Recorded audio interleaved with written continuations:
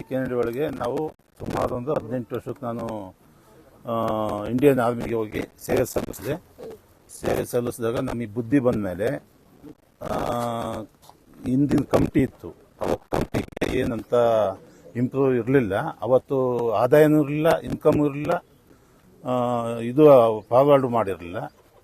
ಇವತ್ತಿನ ಲಕ್ಷ್ಮೀದೇವಮ್ಮರು ಅಧ್ಯಕ್ಷತೆ ತಗೊಂಡ್ರು. ಅಧ್ಯಕ್ಷತೆ ತಗೊಂಡ್ಮೇಲೆ ದೇವಸ್ಥಾನ ಚೆನ್ನಾಗಿ ಇಂಪ್ರೂವ್ ಮಾಡಿದ್ರು. ದೇವಸ್ಥಾನ ಅಂತಲೇನ ಇಲ್ಲಿ ಅವರು ಒಂದೂವರೆ ಎಕರೆ ಜಮೀನು ಕೊಟ್ಟು ಸ್ಕೂಲ್ ಓಪನ್ ಮಾಡಿದ್ರು. ಸ್ಕೂಲ್ ಸ್ವಂತಾಗಿ ಅವರೇನ ಎಲ್ಲ ಮುಂದಿಂತು ಕಟ್ಟಿಸಿ ಸ್ಟ್ಯಾಂಡರ್ಡ್ ಆಗಿ ಸ್ಕೂಲ್ ಕಟ್ಸಿದ್ರು. ಹೈಸ್ಕೂಲ್ ದಾನ ಕೊಟ್ಟಿದ್ರೆ. ನೆಕ್ಸ್ಟ್ ಆಗಿ ಇಲ್ಲಿ ಹನುಮಂತರಾಯನ ಗುಡಿ ಅಂತಂದಿದೆ, ಆಂಜನೇಯ ಅವರೇ ಸ್ವಂತಾಗಿ ಕಟ್ಸಿರೋದು ಎಲ್ಲ. ನೆಕ್ಸ್ಟ್ ಜಾತ್ರೆ ಎಲ್ಲ ನೀಟಾಗಿ ಮಾಡ್ತಿದ್ರು.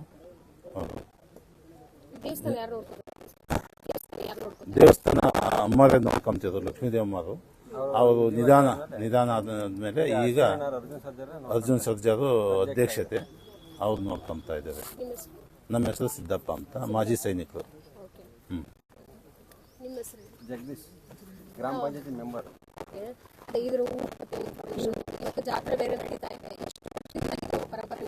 ಸುಮಾರು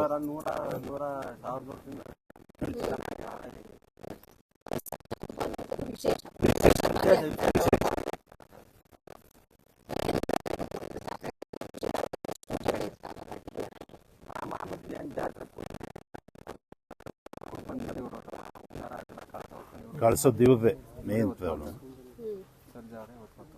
ಈ ಸರ್ಕಾರಿ ಶಾಲೆ ಅದು ಎಷ್ಟು ಎಕರೆಯಲ್ಲಿದೆ? 1.5 ಎಕರೆ ಜಮೀನು ದಾನವಾಗಿ ಕೊಟ್ಟು ನಮ್ಮ ಲಕ್ಷ್ಮೀ ದೇವಮ್ಮ ಮುಂದಿನ ಕಟ್ಸಿ ಇದು ಆಂಜನೇಯ ದೇವಸ್ಥಾನ ಡೆವಲಪ್ ಮಾಡಿ ಹೊಸದಾಗಿ ಇವರೇ ಸ್ವಂತ ಕಟ್ಸಿರೋದು.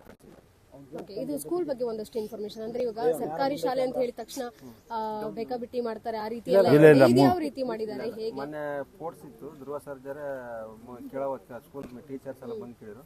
50,000 ಮೆಟೀರಿಯಲ್ಸ್ ಸ್ಪೋರ್ಟ್ಸ್ಗೆ ಸಂಬಂಧ 50,000 ದುಡ್ಡು ಕೊಡಿದ್ರು ಹೋದ ವರ್ಷ. ಅವೆಲ್ಲ ಕೊಡಿ ಚೆನ್ನಾಗಿ ಇದು ಮಾಡ್ತಾರೆ ಸ್ಕೂಲ್ ಮಾತ್ರ. ಮಕ್ಕಳಿಗೆ ಸೌಲಭ್ಯ ಯಾವ ರೀತಿ ಇದೆ? ಗೌರ್ಮೆಂಟ್ ಸ್ಕೂಲ್ ಅಲ್ವಾ, ಚೆನ್ನಾಗಿ ಸೌಲಭ್ಯ ಸಿಗುತ್ತೆ. ಎಷ್ಟನೇ ಕ್ಲಾಸ್ ವರೆಗೂ? 10th, 8th, 10th, 8th, 9th, 10th. Okay, ಅಲ್ಲಿ ಕಾಂಪಿಟೇಟಿವ್ ಎಕ್ಸಾಮ್ಸ್ ಅನ್ನುವಂಥದ್ದು ಇರುತ್ತೆ. ಏನಾದರೂ ಅಲ್ಲಿಂದ ಮಕ್ಕಳು ಪಾಸ್ ಔಟ್ ಆಗಿ ಇವತ್ತು ಉನ್ನತ ಸ್ಥಾನದಲ್ಲಿ ಇರುವಂಥದ್ದು ಇದ್ದಾರೆ. ಅದೆಲ್ಲ ಮಾಮೂಲಿ ಹೋಗ್ತಾ ಇದ್ದಾರೆ. ಇಲ್ಲ ಸ್ಟ್ರೆಂತ್ ಇದೆ, ಒಳ್ಳೆ ಎಜುಕೇಶನ್. ಇಲ್ಲಿ 4 ಹಳ್ಳಿಯಿಂದನೂ ಇಲ್ಲಿ ಬರ್ತಾರೆ. 4 ಕಡೆಯಿಂದ ಇಲ್ಲಿ ಬರ್ತಾರೆ. ಜಕ್ಕಿನಹಳ್ಳಿ, ಬಳ್ಳಹಳ್ಳಿ, ಇದು ಶಿವನಗೆರೆ, ಹೊಸಹಳ್ಳಿ, ಇಲ್ಲಿಂದ. ಸೌಲಭ್ಯ ಏನಾದರೂ ಮಾಡಿಕೊಟ್ಟಿದ್ದಾರೆ ಅಂದ್ರೆ? ಇಲ್ಲ, ವಾಹನ ಸೈಕಲ್ಗಳು ಒಂದೊಂದು 1 ಕಿಲೋಮೀಟರ್ 2 ಕಿಲೋಮೀಟರ್ ಆಗುತ್ತೆ ಅಷ್ಟೇ ಅಲ್ಲ, 1.5-2 ಕಿಲೋಮೀಟರ್. ಅದು 2 ತಿಂಗಳು 3 ತಿಂಗಳು ಒಂದ್ಸರಿ ಬರ್ತಾರೆ. ತಂಗಿಯರು ವಾರಕ್ಕೊಂದ್ಸರಿ ಬರ್ತಾರೆ. ಅಮ್ಮ ಜಮಾರು ಧ್ರುವ ಸರ್ಜರ್ ಅವ್ರ ತಾಯಿಯವರು ತಿಂಗಳಿಗೆ ವಾರಕ್ಕೊಂದ್ಸರಿ 15 ಒಂದ್ಸರಿ ಬರ್ತಲೇ ಇರ್ತಾರೆ.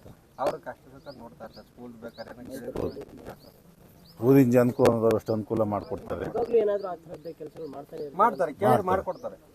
ಈಗ ಸ್ಕೂಲ್ಗೆ ಕೇಳಿದ್ರೆ ಮಾಡ್ಕೊಡ್ದ ಅಂತೇನಿಲ್ಲ, ಒಳ್ಳೆ ಅಭಿಮಾನ ಇದೆ. ನಾವು ಹುಟ್ಟು ದೂರ ಅಂತ ಅವ್ರಿಗೆ ಅಭಿಮಾನ ಇದೆ, ಅವ್ರಿಗೆ ಮಾಡ್ಕೊಡ್ತಾರೆ. ನಾವು ಮಾಜಿ ಸೈನಿಕರದ್ದು ಒಂದು ಆಫೀಸ್ ಬೇಕು ಅಂತ ಕೇಳಿವಿ ಮಧುಗಿರಿಯಲ್ಲಿ, ಮಾಡ್ಕೊಡೋಣ ಅಂತಂದು ಹೇಳ್ಯಾರೆ. ಶಕ್ತಿ ಪ್ರಸಾದ್ ಅವರು, ಅವ್ರನ್ನ ನೀವು ನೋಡಿದ್ದೀರಾ? ನಮಗೆ ಭಾರಿ ಕ್ಲೋಸ್ ಆಗಿತ್ತು ಶಕ್ತಿ ಪ್ರಸಾದ್ ಅವರಪ್ಪ. ಅವರೆಲ್ಲ ಹೇಗಿರ್ತಿದ್ರು ಊರಿನವ್ರ ಜೊತೆ? ಭಾರಿ ಕ್ಲೋಸ್ ಆಗಿರ್ತಿದ್ರು. ನಮ್ಮ ಹತ್ರನೇ ಕ್ಲೋಸ್ ಅಂದಮೇಲೆ ಇನ್ನೆಲ್ಲ ತಗಲು ಕ್ಲೋಸ್ ಇದ್ದಾನೆ.